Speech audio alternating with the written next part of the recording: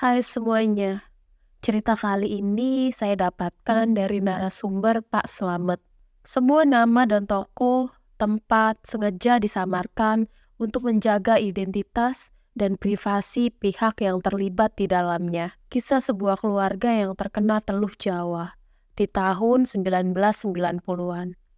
Kejadian-kejadian tragis dan horor menimpa keluarga ini. Sebut saja keluarga Pak Santoso. Keluarga ini terdiri dari ayah bernama Santoso, ibu bernama Lasmini, anak pertama bernama Ningrum, anak kedua bernama Panggih, dan ada dua orang lagi yaitu para pesuruh atau pembantu yang mana salah satunya adalah narasumber, yaitu Pak Slamet. Dan yang satu lagi adalah Mbok Urip. Temanggung 1990. Santoso Sosro Miharjo, Juragan Cengkeh yang mapan kala itu. Sudah 10 tahun terakhir, sejak menikah dengan istrinya, Lasmini, dia meneruskan usaha milik mendiang ayahnya. Usaha Cengkehnya cukup berhasil, berbekal titel insinyur pertanian. Santoso sukses mengembangkan usahanya menjadi lebih besar. Dalam pernikahannya, Santoso dikaruniai dua orang anak. Anak pertamanya Ningrum 10 tahun dan adik laki-lakinya Panggih 5 tahun. Mereka semua hidup bahagia di sebuah rumah besar bergaya era 60-an. Maklum, itu rumah warisan dari mendiang orang tuanya Pak Santoso. Dia ini anak tunggal. Untung saja orang tua Santoso dulu tidak memanjakannya. Jadi ketika ditinggal, Santoso bisa dengan lancar meneruskan usaha peninggalan orang tuanya. Sementara di situ juga ada dua orang pembantu, yaitu Pak Slamet sebagai tukang kebun dan Mbok Urip sebagai ART. Mereka berdua juga hidup dan ikut tinggal di rumah itu bersama keluarga Santoso. Temanggung sekitar tahun 1991 sampai 92, usaha Cengkeh Santoso yang kian berkembang menuntutnya untuk memperluas lahan dan menambah satu gudang lagi. Lahan seluas 2000 meter sudah berhasil didapatkannya. Sementara dia masih harus menambah satu gudang lagi untuk penjemuran dan penyimpanan cengkeh. Dan diliriklah satu bangunan luas, bekas gudang cengkeh juga, milik pacari tetangganya. Sesama juragan cengkeh di era bapaknya. Namun sudah lama bangkrut dan bangunan ini juga hampir disita oleh bank. Pacari ini sudah meninggal. Kini bangunannya diwariskan kepada Bowo anaknya, beserta hutang-hutangnya.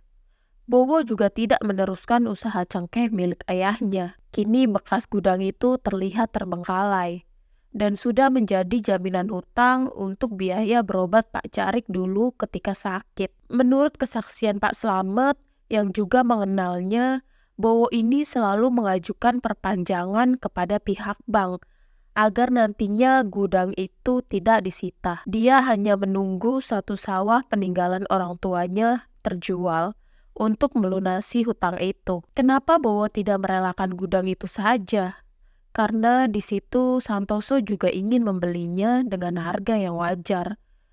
Tapi ternyata setelah ditemui Santoso, Bowo memperlihatkan surat wasiat dari mendiang ayahnya, yang mana salah satu isinya adalah tidak memperbolehkan gudang itu dijual. Tapi dahulu Bowo sebagai anak tertua malah diam-diam menjaminkan surat gudang itu ke bank. Di samping untuk kebutuhan sendiri, uangnya juga digunakan untuk biaya berobat ayahnya. Tuh kata Bowo. Pak Slamet yang juga ikut mengantar Santoso dalam pertemuan itu sebenarnya agak ragu dengan pernyataan Bowo tentang bagaimana uang hutang itu digunakan.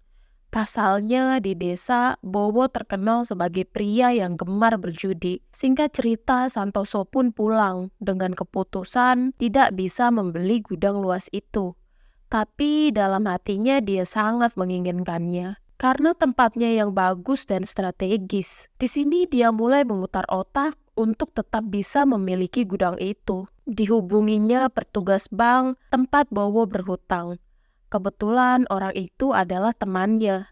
Setelah Santoso menanyakan perihal tanah gudang itu, dia mendapat informasi kalau tagihannya sudah macet hampir 1 tahun dan akan disita oleh bank, tapi di situ Bowo mengajukan perpanjangan dengan alasan akan menjual sawahnya untuk melunasinya. Tapi nampaknya perpanjangan itu batas tenggangnya juga sudah habis. Berbekal informasi itulah Santoso bersabar dan memantau perkembangannya. Sembari mungkin dalam hatinya dia berdoa buruk agar gudang itu disita dan dilelang oleh bank. Singkat cerita, sekitar 1 tahun kemudian, gudang itu akhirnya disita oleh bank dan akan dilelang di kemudian hari. Kabar ini tentu cukup membuat Santoso senang. Dia benar-benar ingin memiliki gudang seluas 1.700 meter itu. Berbekal kenalan petugas bank, di sini Santoso agak bertindak licik. Entah bagaimana dia bermain dengan petugas lelang untuk memenangkan proses pelelangan lahan gudang itu. Singkat cerita, hari pelelangan itu pun tiba. Dan sesuai prediksi, Santoso berhasil memenangkan lelang itu. Santoso menjadi pemilik sah dari tanah gudang itu.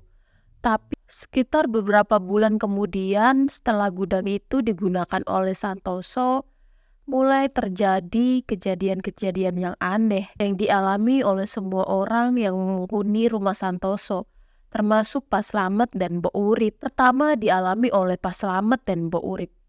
Malam itu, sekitar pukul 1 malam, mereka berdua sama-sama mendengar suara langkah kaki Bakyak yang berjalan mengelilingi rumah. Tentu Pak Slamet dan Mbok Urip lah yang mendengarnya dengan jelas, karena tempat mereka tidur berdempetan dengan benteng rumah. Tepatnya di bagian paling belakang. Agak mustahil bila suara itu terdengar dari rumah utama.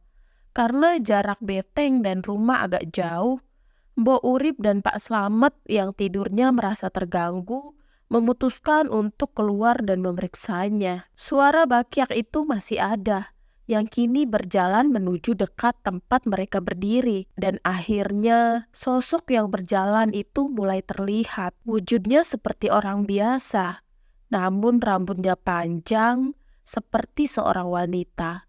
Sosok itu sekarang berhenti, mungkin karena melihat mereka berdua yang sedang mengamati. Namun dia tidak pergi. Pak Slamet segera mengambil kewelang untuk berjaga-jaga.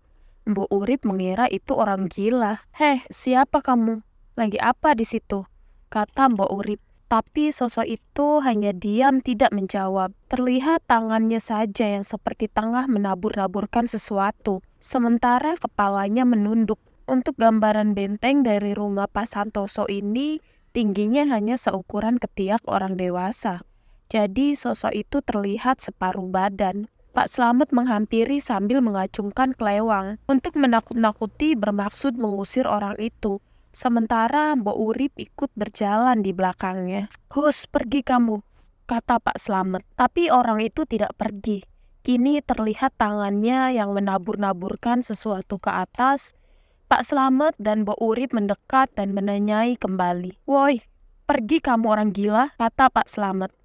Mendengar itu, orang itu pun menoleh. Dan di sini Pak Slamet dan Mbok Urip terkejut karena sosok itu tidak berwajah, sambil terus menabur-naburkan sesuatu di atasnya. Pak Slamet dan Mbok Urip pun berlari tunggang langgang menuju huniannya. Setelah melihat itu, Pak Slamet dan Mbok Urip meringkuk di balik pintu pavilion huniannya di belakang rumah.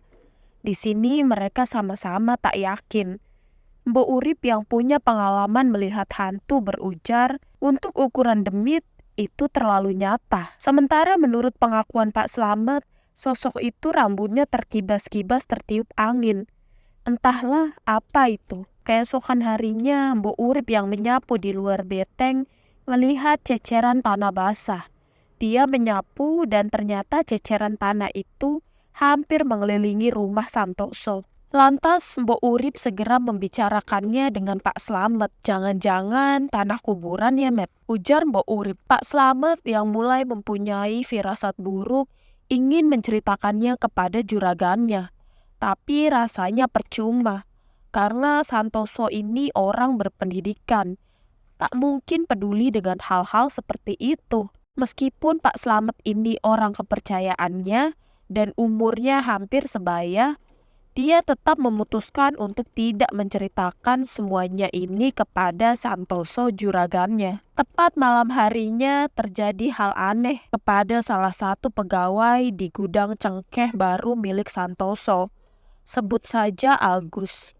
Tiba-tiba saja malamnya Agus sowan ke rumah juragan Santoso.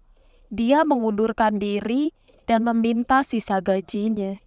Santoso mencoba bertanya apakah dia ada masalah dengan teman sejawatnya. Tapi nampaknya Agus tak mau mengatakan apa-apa. Dia hanya ingin mengundurkan diri dan meminta sisa gajinya. Tapi di sini ada yang aneh. Menurut Pak Slamet, Agus terlihat pucat dan tidak memandang wajah Santoso. Matanya selalu melihat ke bawah. Akhirnya Santoso pun memberikan sisa gajinya dan mempersilahkan Agus untuk mengundurkan diri dari pekerjaannya. Padahal di sini posisi Agus sudah cukup enak. Dia sudah jadi mandor.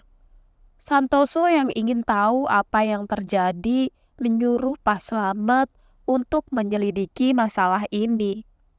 Singkat cerita, selang hari Pak Slamet menanyai semua pegawai di gudang itu, dan hasilnya tidak pernah ada masalah dengan Agus.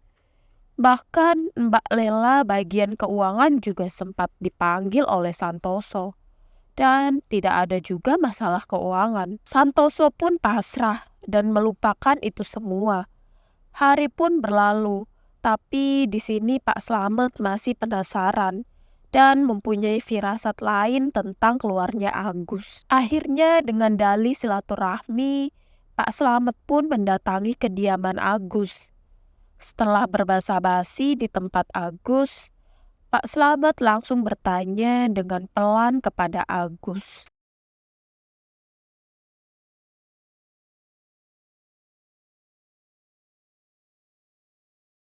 Mendengar pertanyaan itu, Agus terdiam sejenak dan menjawab, "Tapi jangan ngomong-ngomong ke Pak Santoso ya, Mas." Akhirnya Agus pun bercerita. Ketika Agus menyortir cengkeh, waktu itu sore hari. Semua pegawai sudah beranjak pulang. Di situ tinggal Agus sendiri. Biasa memang Agus selalu pulang paling akhir. Tapi ketika dia menyortir cengkeh, tercium bangkai yang sangat bau. Agus tentunya khawatir. Takutnya kalau ada tikus mati di antara gunungan cengkeh. Agus pun mulai mencari sumber bau itu. Lama sekali dia mencari, karena gudang itu memang cukup luas. Dan akhirnya dia menemukan sumber bau itu. Tepatnya di antara tumpukan karung cengkeh. "Wah, aku harus lapor juragan nih," ujar Agus, takutnya ada bangkai di antara tumpukan itu. Tapi ketika dia membalikkan badannya, tiba-tiba dia dikagetkan oleh suara. Suaranya seperti orang yang memanggil, "Hei Gus." Agus pun sontak menoleh ke arah tumpukan karung itu, dan Agus pun terpukau melihat sosok yang memanggilnya. Sosok itu, kata Agus, seperti anjing, namun besarnya seukuran sapi. Dan sosok itu berbicara dengan bahasa manusia. Di tengah Agus yang masih mematung, sosok itu berkata, "Pergi dari sini, daripada saya makan." Ternyata kejadian itulah yang membuat Agus yang sudah hampir 5 tahun ikut juragan Santoso memutuskan untuk mengundurkan diri. Melihat raut wajah Agus, Pak Slamet berasumsi sepertinya Agus ini memang benar-benar mengalaminya. Pak Slamet pun pulang kembali dan masih menyimpan dalam-dalam cerita dari Agus. Sampai di huniannya, Mbok Urip yang tahu kalau Slamet habis pergi ke tempat Agus langsung bertanya, "Gimana Agus, Met? Pasti ada apa-apa toh?" Pak Slamet pun menceritakannya. Timpal Mbok Urip di pembicaraan itu karena ternyata tepat sehari setelah Mbok Urip dan Pak Slamet melihat sosok Ningrum anak Santoso sakit, terhitung hampir 1 bulan. Dah agak aneh. karena cacarnya sampai lidah. Pak Slamet juga baru tahu saat itu kalau Ningrum sakitnya separah itu. Pikirannya hanya masuk angin biasa. Singkat cerita, hari pun berlalu. Ningrum belum sembuh dari sakitnya. Sore itu, Lasmini, istri Santoso, terlihat tengah merebus air panas, bakal mandi si Panggi, anaknya yang paling kecil. Pak Slamet yang tengah mencabuti rumput di belakang rumah, sesekali mengamati istri juragannya yang tengah melamun di depan kompor. Ada yang aneh. Tak biasanya Lasmini, istri juragannya itu, terlihat sesedih itu. Air di dalam panci pun mulai mendidih. Pak Slamet yang mengetahuinya mencoba memecahkan lamunan juragannya. Tapi di sini tak ada respon dari Lasmini. "Bu, airnya sudah panas, Bu," kata Pak Slamet sambil memunculkan setengah kepalanya di jendela dapur. Tapi benar tak disangka apa yang terjadi setelah itu. Diambillah air panas itu oleh Lasmini dan sambil mendongakkan kepalanya, Lasmini menyiramkan air mendidih itu ke kepalanya.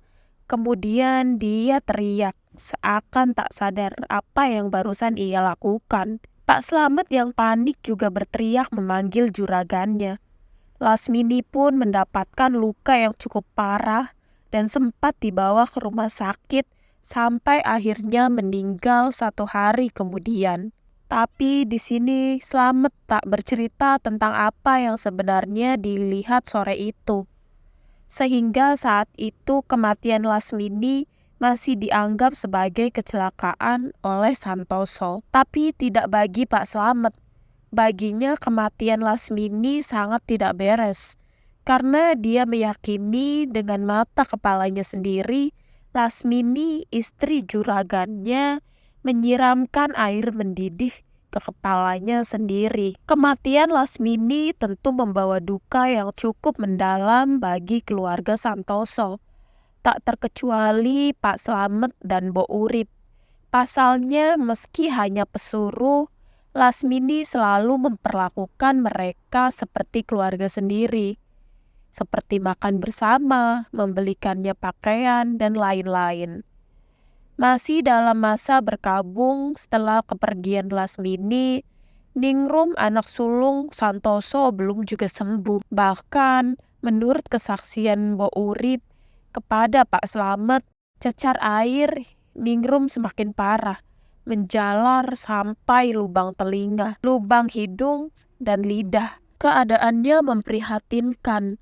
Sudah hampir 2 bulan ini, Ningrum hanya terbaring di tempat tidurnya. Bahkan ketika ibunya meninggal, dia tidak sempat melihat jasadnya untuk terakhir kalinya. Sementara itu, ada hal janggal yang sebenarnya sempat terabaikan, yaitu nasi yang cepat membusuk. Itu terjadi pada keluarga ini. Mbok Urip sebagai pramusaji sempat dimarahi oleh juragannya perihal nasi busuk ini, tapi mau bagaimana lagi? Padahal itu nasi baru yang ditanak esok hari, namun siangnya sudah membusuk, menguning, dan berlendir. Hari pun berlalu, terjadi kepiluan lagi di suatu hari. Belum genap 40 hari Lasmini meninggal, kini Ningrum si sulung pergi untuk selama-lamanya menyusul ibunya. Seperti biasanya, setiap pagi Mbok Urip hendak pergi ke kamar Ningrum untuk memberikan makanan. Mbok Urip melihat hal yang tidak biasa. Ningrum tidur dengan tengkurap. Dengan pelan Mbok Urip mencoba membangunkannya, tapi tak direspon. Di sini Mbok Urip sudah mempunyai firasat tak enak. Dengan perlahan dia memegang kaki Ningrum, sudah dingin. Mbok Urip yang takut langsung bergegas melaporkannya kepada juragannya. Santoso pun datang dengan wajah yang panik. Begitu juga Pak Slamet yang tengah menggendong si Panggih yang ikut terbangun karena kehebohan pagi itu. Dihampirinya tubuh Ningrum oleh ayahnya. Dengan suara bergetar seakan tahu hal buruk yang terjadi, Santoso memegang tubuh anaknya, menggoyang-goyangkannya, Karena tak kunjung dapat respon, Santoso langsung membalikkan badan Ningrum dengan perlahan. Nampak agak kesulitan karena badan Ningrum sudah kaku. Seketika Santoso sadar anaknya sudah tiada. Dia menangis terisak dengan suara parau. Apalagi ya Allah. Pak Slamet segera menyerahkan Panggi yang juga menangis ke Mbok Urip untuk dibawa keluar. Pak Slamet segera merangkul dan memapah juragannya menuju ruang tamu. Sementara itu, sembari menggendong Panggi, sambil tergopoh-gopoh, Mbok Urip mengabarkan kabar duka ini ke tetangga terdekat, kalau Ningrum sudah meninggal. Sejak kepergian Ningrum, kini Mbok Urip dan Pak Slamet diminta untuk tinggal di rumah utama untuk menjaga Panggi. Sementara itu, perihal nasi busuk itu terus saja terjadi. Tapi nampaknya Santoso belum menyadari atau tidak peduli tentang kejanggalan-kejanggalan yang belakangan ini menimpa hidupnya.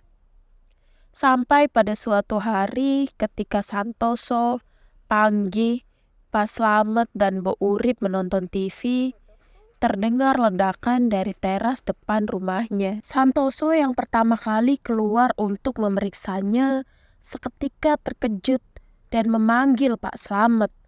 Terlihat di situ lantai teras sudah pecah dan menonjol keluar. Pak Slamet dan juragannya pun memegang lantai itu. Terlihat sedikit berasap dan agak hangat.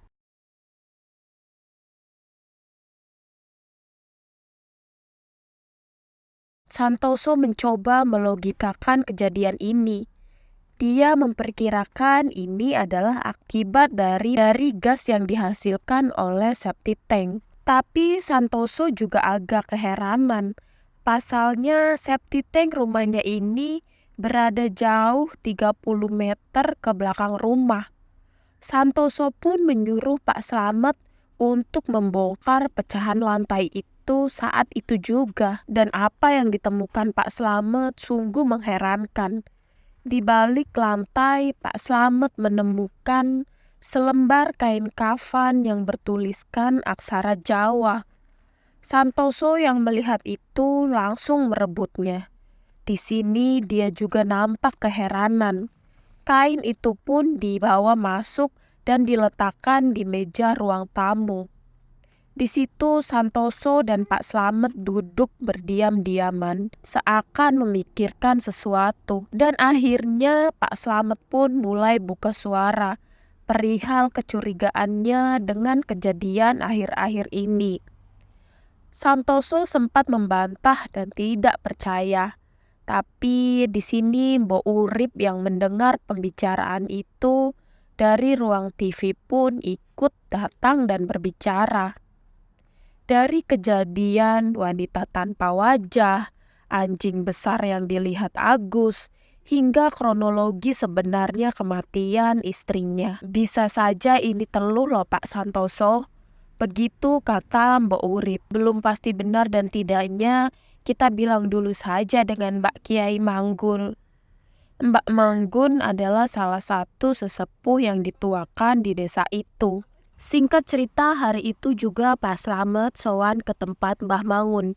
Sampai akhirnya beliau pun datang ke rumah, memeriksa kain kafan yang ditemukan di balik lantai yang meledak tadi. Mbah Mangun pun mulai keliling di sudut-sudut rumah, sembari berzikir dan sesekali menepuk-nepuk dinding rumah Santoso. Setelah selesai, beliau kembali duduk di ruang tamu dan berbicara kepada Santoso sambil membakar kain kafan itu di sebuah asbak. Mbah Mangun berkata, "Ini teluh Jawa, malapetakannya ada 3, pikiran, harta, dan penyakit. Di sini saya jelaskan sedikit, kira-kira begini.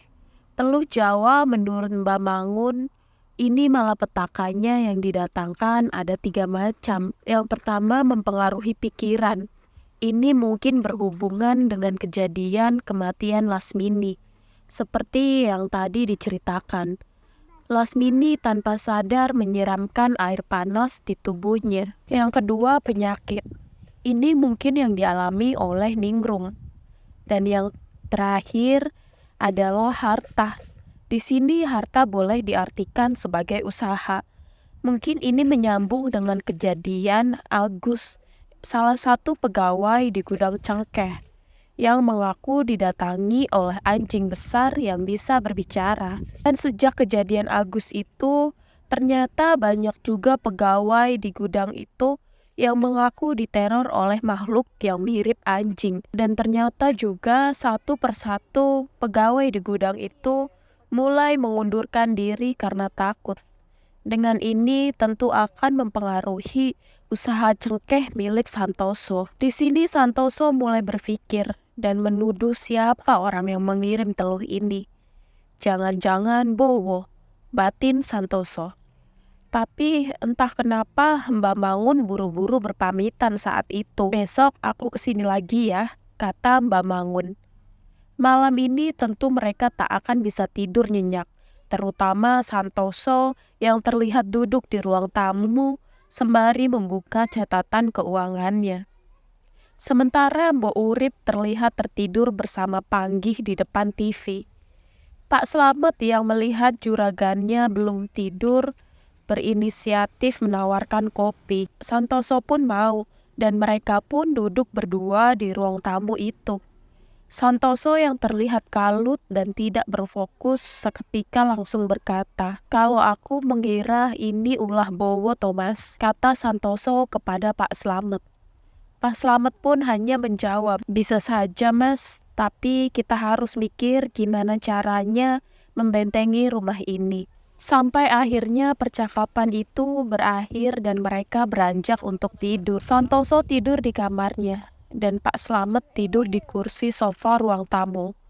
Beberapa jam kemudian, sekitar jam 2 malam, Pak Slamet yang sebenarnya masih tidur-tidur ayam, pandangannya dialihkan oleh sosok yang tiba-tiba terlihat duduk di depannya. Pak Slamet yang kaget segera beranjak dan duduk sembari mengusap matanya. Pak Slamet terus memandangi sosok yang berada kira-kira 2 meter dari tempatnya. Karena suasana agak gelap, sosok itu tak terlihat jelas. Hanya bayangan hitam yang nampak duduk mematung di kursi itu. Dengan terbata dan berbisik, Pak Slamet berkata, "Mbok, lagi apa?" Pak Slamet mengira sosok yang duduk itu adalah Mbok Urip. Tapi setelah Pak Slamet bertanya pada sosok itu, dengan perlahan sosok itu mendongakkan kepalanya. Dan terlihat kini wajahnya yang terang, entah apa yang menerangi wajah itu. Di sini Pak Slamet yang terpakau, tapi masih mencoba berani. Dengan terbata-bata, Pak Slamet berdoa sebisanya, sambil terus memandangi sosok itu dengan secuil keberaniannya. Semakin terlihat jelas, sosok itu rambutnya panjang terurai, tanpa wajah, tapi memiliki mulut.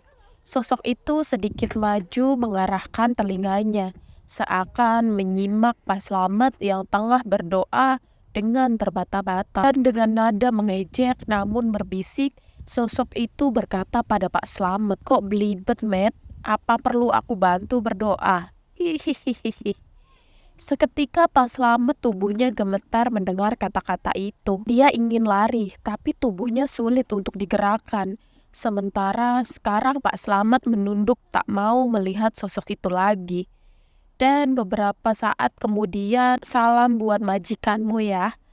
Sosok itu berkata lagi, kemudian menghilang. Tanpa sadar, Pak Slamet yang ketakutan ini sampai kencing di celana.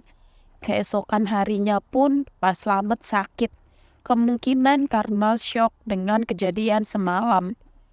Mbah Urip sepertinya menyadari dengan sakitnya Pak Slamet yang tiba-tiba itu. Hingga akhirnya Pak Slamet pun bercerita kepada Mbah Urip tentang apa yang dialaminya semalam. Di sini mereka semakin yakin kalau ini benar-benar teluh. Tapi mereka memutuskan untuk tidak bercerita dulu kepada juragannya. Takut menambah pikirannya. Pak Slamet sakit kurang lebih selama 3 hari. kemudian berangsur sembuh. Beberapa hari kemudian ada kejadian lagi. Entah ini berhubungan juga dengan peluh itu, atau yang jelas ini adalah musibah yang cukup membuat Santoso terpuruk. Gudang yang ia beli dari pelelangan itu kini terbakar habis dalam semalam. Entah apa penyebabnya. Yang jelas malam itu rumah Santoso diketuk oleh beberapa warga yang mengabarkan kalau gudangnya terbakar. Setelah kejadian itu, dengan terpaksa Santoso menutup salah satu gudangnya dan meliburkan beberapa karyawannya. Nampaknya kenaasan masih saja menimpa keluarga Santoso. Karena sekitar seminggu kemudian setelah kebakaran, Anggi, anak satu-satunya, kini masuk rumah sakit. Hidung serta mulutnya pendarahan dan sulit berhenti. Setelah diperiksa dan pendarahannya berhasil dihentikan, dokter tidak berhasil menemukan apa penyebabnya. Karena Santoso khawatir, Panggih pun tetap dirawat inap di rumah sakit selama 2 hari dengan ditunggui oleh Mbok Urip. Dan di sini Mbok Urip mengalami kejadian seram. Kejadiannya di malam kedua. Ketika Mbok Urip menunggu Panggih di rumah sakit. Malam itu entah jam berapa, Mbok Urip yang duduk ketiduran di ranjang Panggih dengan kepala yang merebah ke tangannya yang menyilang. Dalam tidurnya yang sebenarnya kurang nyaman itu, tiba Mbok Urip merasa ada yang membelai-belai kepalanya. Karena dikira Panggih, Mbok Urip seketika membangunkan dirinya. Dan dengan setengah kantuk dia berkata, "Ada apa, Mas?" Tanya Mbok Urip kepada Panggih. Tapi di sini Mbok Urip heran karena Panggih terlihat tertidur nyenyak dengan posisi miring membelakanginya. Dan setelah itu terdengar suara dengan nada membisik tepat di telinga Mbok Urip. Tidak apa-apa. Dia yang kaget langsung menoleh, tapi tidak ada siapa-siapa. Suasana ruangan itu nampak sepi. Karena kebetulan Panggih dirawat di ruang VIP. Ruangannya juga terang. Mbok Urip menoleh ke seluruh ruangan, namun matanya terhenti di sebuah lemari kecil yang sepertinya pintunya perlahan membuka sendiri. Mbok Urip yang penasaran langsung mengamati. Sementara tiba-tiba muncul suara, "Aku di sini." Suara itu muncul dari lemari kecil yang pintunya semakin lebar terbuka. Dan dengan berani, Mbok Urip menjawab perkataan itu. "Siapa kamu? Pergi dari sini," jawab Mbok Urip. Lemari itu semakin terbuka lebar, dan menurut Mbok Urip, di situ muncul kepala tanpa wajah, namun memiliki mulut, persis seperti yang dikatakan Slamet tempo hari. Perlahan kepala itu keluar dan menunjukkan seluruh tubuhnya. "Besar sekali," kata Mbok Urip. "Tingginya hampir menyentuh langit-langit. Sepertinya ini sosok wanita, jemarinya panjang, begitu juga kukunya. Menggeliat seperti menari, dan beberapa saat kemudian, dengan lantang sosok itu berkata, 'Aku samber nyawa, aku mau jenguk.'" Melihat Panggih yang terbaring, Mbok Urip mencoba untuk tidak gentar dan berkata, "Tidak perlu, pergi kamu dari sini," jawab Mbok Urip sambil memegang pispot logam di tangannya. Tapi sosok itu malah tertawa-tawa. Mbok Urip yang sudah kacau balau pikirannya pun melemparkan pispot ke arah sosok itu sambil berkata, "Allahu Akbar," dan sosok itu pun hilang. Mbok Urip pun menangis meringkuk di lantai. Di sini sebenarnya Mbok Urip merasa sangat ketakutan. Ternyata gangguan itu belum selesai. Beberapa saat kemudian, Mbok Urip dibuat semakin menangis ketika terdengar suara wanita bernyanyi lagu Jawa. Suaranya merdu dan mendengung di ruangan itu. Mbok Urip menutup kedua telinganya. "Sudah, tolong sudah," hingga suara itu pun berhenti seiring azan subuh yang mulai terdengar. Nampak lalu lalang aktivitas di rumah sakit sudah terdengar. Segera Mbok Urip membuka pintu dan duduk di kursi depan ruangan perawatan. Dia tampak pucat dan lesu. Sungguh ini malam yang berat. Untung paginya Panggih sudah bisa diperbolehkan pulang. Sesampainya di rumah, ada yang berubah dalam diri Panggi. Dia sekarang pendiam, tak seusil kemarin. Untuk seukuran anak, dia nampak seperti orang dewasa. Sekira 4-5 hari berlalu, Panggi kini sangat rajin mengaji. Lihat setiap dia yang selalu siap dengan baju kokonya, 1 jam sebelumnya menunggu guru ngajinya di ruang tamu. Panggi mulai ngeyel, mengajak ayahnya untuk sholat tepat waktu. Perubahan yang baik memang, bisa dibilang 180 derajat. Tak seperti dulu yang manja dan agak pemalas. Tapi ternyata perubahan Panggi ini merupakan buang tabiat, kata orang Jawa. Seseorang akan berubah sikap dan sifatnya saat menjelang ajalnya. Karena tiba di suatu hari, waktu itu sore setelah Panggi mengaji, listrik kebetulan padam. Sementara Panggi masih ada tugas sekolah yang harus dikumpulkan esok hari. Akhirnya Panggi pun mengerjakan PR-nya dengan menggunakan blok atau lentera. Diletakkanlah 2 lentera di samping meja belajarnya. Panggi pun belajar dengan ditemani ayahnya. Sementara Pak Slamet sedang sibuk menyalakan lampu petromax di halaman belakang. Sampai beberapa saat kemudian, Santoso meninggalkan Panggi untuk merokok di halaman belakang. Sambil melihat Pak Slamet, lampu petromax itu yang tak kunjung berhasil dinyalakan. Dan tiba-tiba terdengar suara teriakan Panggi. Santoso dan Pak Slamet yang mendengarkan segera menghampiri ke kamar Panggi. Dan apa yang terjadi? Disitulah kepala Panggi sudah berkobar dengan api. Panggi terus berlari tak berarah di kamarnya sambil teriak kesakitan. Di sini Santoso langsung mengambil selimut dan menelungkupkan ke kepala Panggi. Tapi setelah dibuka nampaknya api masih belum juga padam. Dan dari belakang Bo Urip memeluk Panggi dengan handuk basah. Apinya pun padam, tapi nampaknya Panggi sudah terluka cukup parah dan segera dilarikan ke rumah sakit. Tapi 2 hari kemudian Panggi meninggal menyusul kakaknya Ningrum dan ibunya Lasmini. Telah sempat kesulitan bernafas karena paru-parunya telah dipenuhi dengan asap, kata dokter. Kejadian itu sangat cepat. Bagaimana caranya lentera yang ada di samping mejanya itu pecah dan mengenai kepala Panggi.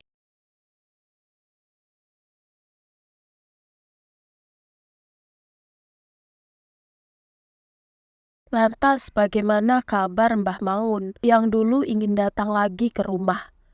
Entah, ternyata sejak kejadian sore itu, Mbak Mangun sempat sakit. Menurut cerita Pak Slamet, Mbah Mangun sempat bertarung dengan sosok jin wanita tanpa wajah itu. Kita sebut saja Samber Nyowo. Tapi di sini Mbah Mangun menganggap teluh ini terlalu kuat kalau harus dihadapinya seorang diri. Karena inilah Mbah Mangun tidak menepati janjinya untuk datang di kemudian hari. Kembali ke cerita, masa berkabung kepergian Panggi masih hangat. Belum sampai 7 hari, di sini Santoso nampak gusar dan marah.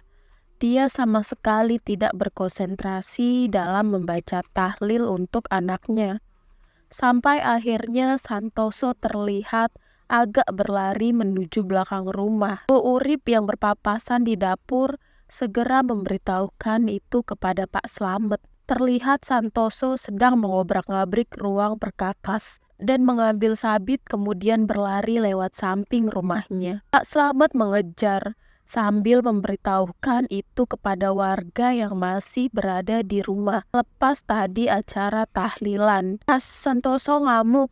Begitu kata Pak Slamet. Warga kini berhamburan mengejar Santoso yang ternyata pergi ke rumah Bowo. Untung di situ ada pagar pembatas. Di depan pagar Santoso berkata, "Keluar kamu anjing, sudah cukup ya sekarang. Kalau berani hadapi aku langsung, ayo saling bunuh." Warga sama sekali tidak berani mendekat. karena Santoso ini memang sosok yang sangat dihormati di desa itu. Hanya Pak Slamet yang berani mendatanginya perlahan. "Sabar mas, Eling," kata Pak Slamet. "Tidak bisa mas." Tapi untungnya Mbak Mangun datang, merangkul dan menenangkan Santoso, sambil merebut sabitnya dengan perlahan. Dan Mbak Mangun berkata, "Udah, yang sabar, kita tidak bisa membuktikannya. Bisa-bisa nanti kamu di penjara." Tapi baru saja suasana meredam, Bowo malah keluar dari rumahnya dengan mukanya yang pucat. Dia berkata, "Ada apa Santoso?" Sontak emosi Santoso kembali memuncak. Namun kini dia berhasil dipegangi oleh para warga. Nampaknya Bowo ketakutan dan terus berkata, "Aku benar-benar tidak tahu." Tapi di ujung pembicaraan tampaknya Bowo keceplosan dengan berkata, "Kalau aku punya salah, aku minta maaf. Kalau aku punya salah, aku minta maaf." Dengan permintaan maaf ini, tentunya sedikit menjelaskan bahwa memang Bowolah si pengirim teluh itu. Pendapat ini juga diperkuat karena memang dari dulu keluarga Pak Carik, ayah Bowo, ini memang terkenal suka main halus dengan para orang yang tak disukainya. Orang satu desa juga tahu. Cuma karena hal seperti itu memang sulit dibuktikan, akhirnya cuma menjadi omongan belaka. Warga sempat mengira sejak kematian Pak Carik, ayahnya Bowo, sudah hilang tajinya. Tapi ternyata sifat itu menurun ke anaknya. Singkat cerita, setelah berhasil ditenangkan lagi, segera Santoso diajak pulang oleh Mbak Mangun dan Pak Slamet. Sampai di rumah, Santoso kembali menangis, menangisi kehidupannya yang begitu tragis. Disinilah Mbak Mangun mencoba menenangkan dan berjanji akan menangani masalah ini dengan mengajak temannya. "Sementara kamu baca ini dulu," kata Mbak Mangun sambil menyodorkan sebuah kertas bertuliskan Sholawat Nariyah. Dan Mbak Mangun berpamitan. Malam itu pun dilewati oleh Santoso, Slamet dan Mbok Urip dengan datar yang sangat hampa. Mereka tak terlihat saling bicara, seakan bingung mencari topik yang pas untuk dibicarakan. Terlihat Santoso dengan muka sayu, terus memegang tasbih sembari membaca Sholawat Nariyah, kertas yang tadi diberikan oleh Mbak Mangun. Menit dan jam berlalu, Santoso masih terlihat berzikir di depan ruang TV. Sementara Pak Slamet sedang merokok di belakang rumah, dan tiba-tiba terdengar sayup-sayup suara wanita bernyanyi dengan syair Jawa. Pak Slamet langsung buru-buru masuk ke dalam rumah. Mbok Urip yang sepertinya juga mendengarnya, terlihat berlari kecil dari pavilionnya menuju rumah utama. Segera mereka berdua menemui juragannya, yang nampak kaget karena Santoso juga mendengar suara itu. "Dengar nggak mas, Bo?" tanya Santoso. Sembari mereka saling mendekatkan telinga untuk mengamati. "Enggi mas," jawab Pak Slamet dan Bo Urip. Santoso pun menyuruh Pak Slamet untuk menutup semua pintu dan jendela. Mereka kini duduk merapat bersama di ruang TV. Suara orang bernyanyi itu masih ada, seakan mengitari rumahnya. Santoso sangat ketakutan. Terlihat dia terus memegangi tasbihnya dan berdoa. Slamet pun hanya menunduk, komat kamit melafalkan doa. Entah apa yang dibacanya. Tapi perlahan suara nyanyian itu berubah menjadi suara tangis. Tangisannya sangat pilu, terisak-isak dan sesekali meraung seakan merasakan sakit. Mereka bertiga pun terus berdoa hingga suara itu hilang sekitar jam 2 malam. Mereka yang ketakutan pun tidur di satu tikar di depan TV hingga esok hari pun tiba. Urip yang masih takut teringat kejadian semalam, kini terlihat enggan melakukan pekerjaannya. Begitu juga Pak Slamet.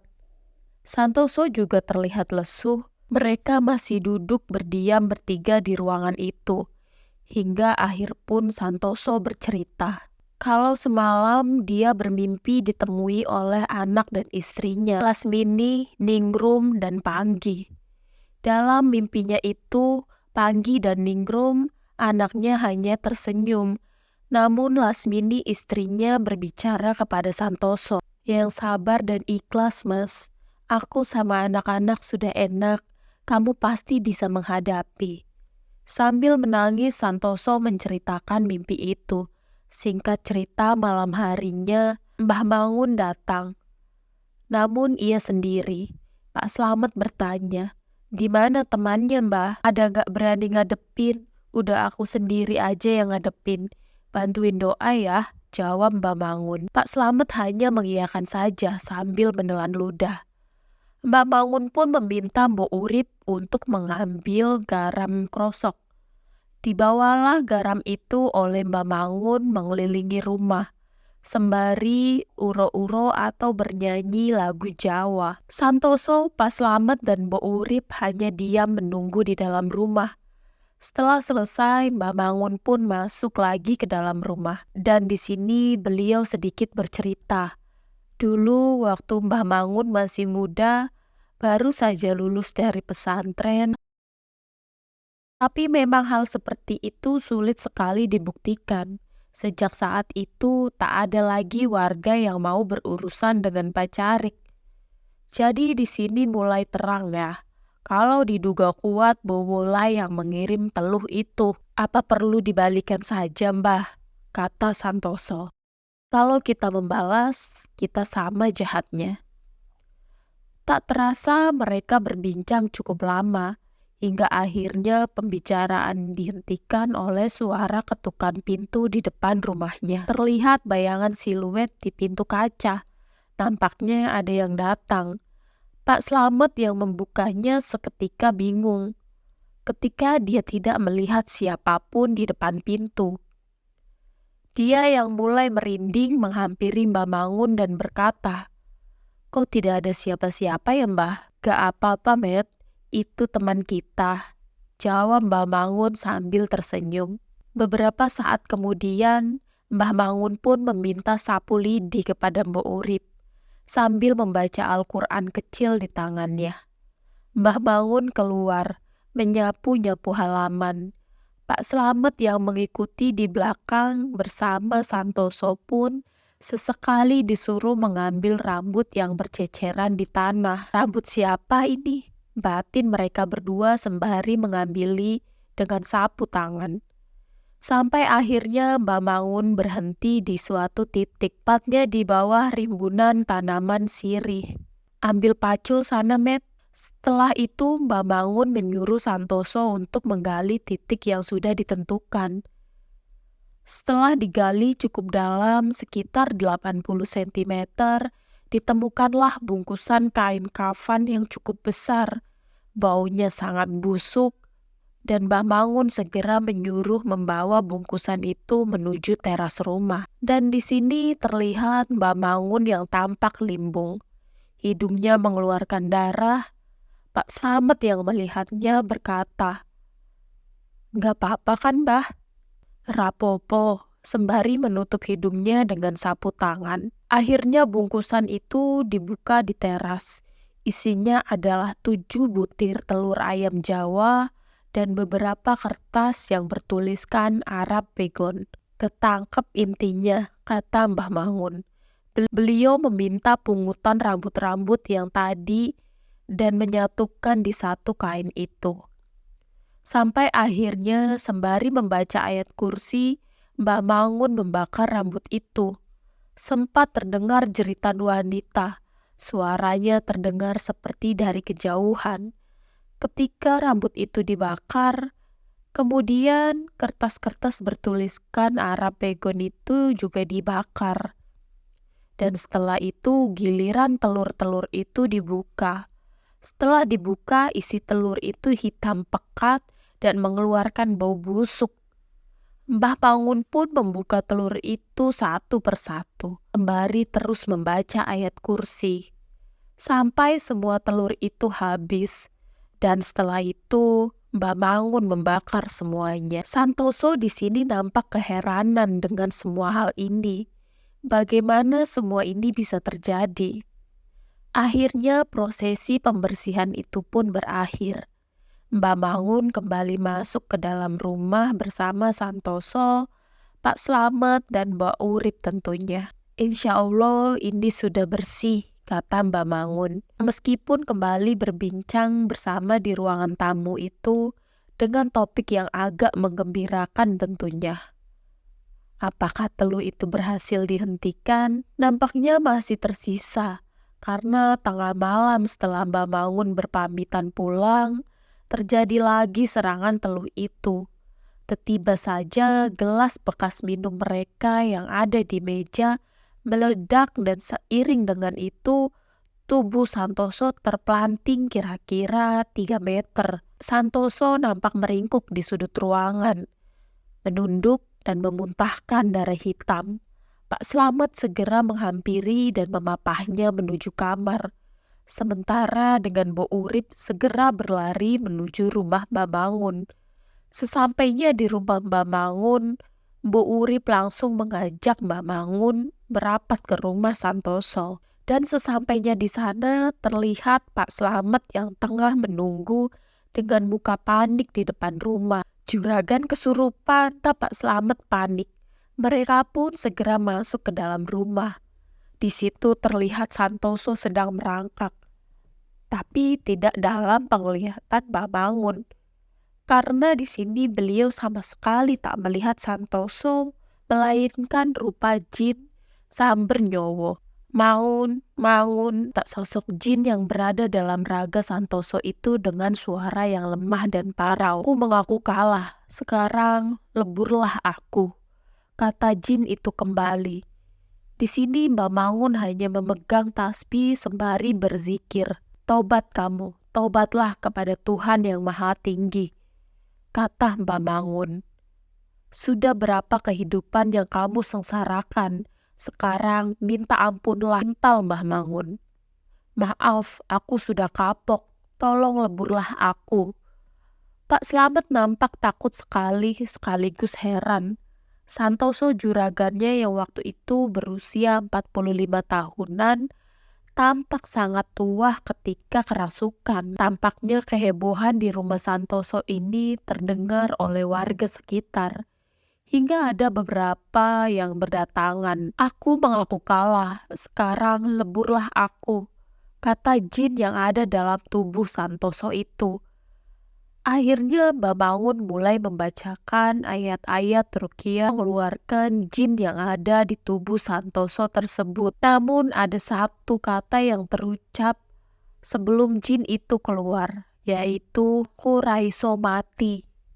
Sampai akhirnya Santoso pun kembali sadar dengan memuntahkan cairan hitam yang berbusa, dan disinilah teluh ini telah benar-benar berakhir. Teluh Jawa ini dahulu dikenal dengan nama teluh pring sedapur, dengan media jin yang dikirim untuk memberikan penyakit dan mempengaruhi pikiran yang dituju.